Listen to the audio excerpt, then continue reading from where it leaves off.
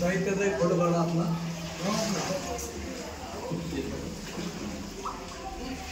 आपली पकडलेला आपली माणसं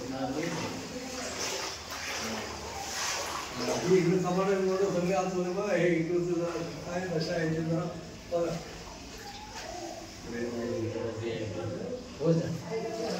एवढं काम पळत आलं पाहिजे. नाही उद्या लावतो. तुमचं काय असेल काम ते करू शकतो. नाही लावतो मी.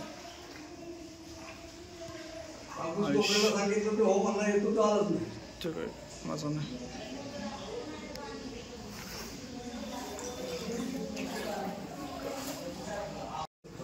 सकाळी येतात. तिकडचं एक घ्या मग बाहेरचं बिल्डिंग.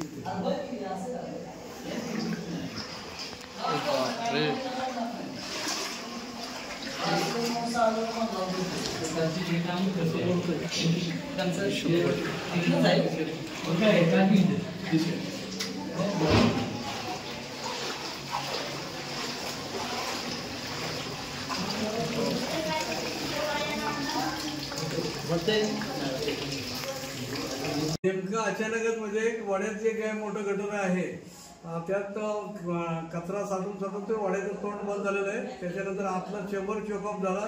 त्याच्यामुळे हे सगळे 4 रूमची दशा झालेलं आहे. सगळं साहित्य लोकांचं माझं स्वतःचं साहित्य सगळं खराब झालेलं आहे आणि पाणी आतापर्यंत काय बाहेर जात नाही. आता 2 HP मोटर लावले तरी पण काय पाणी बाहेर जाण्याचा संभव नाही.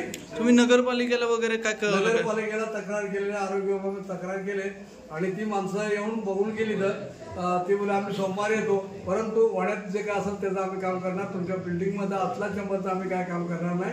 ती सोसायटीच आहे.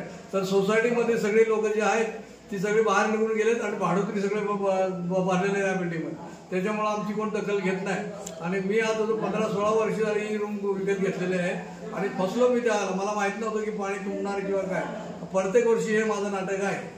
तर याच्यात काहीतरी शासनाने लक्ष द्यावं. कायमस्वरूपी उपाययोजना करण्यासाठी नेमकं काय करावं लागेल प्रशासनाला? नेमकं वाड्यामध्ये चेंबर काढून नाला काढून तो कायमस्वरूपी निघून जाईल.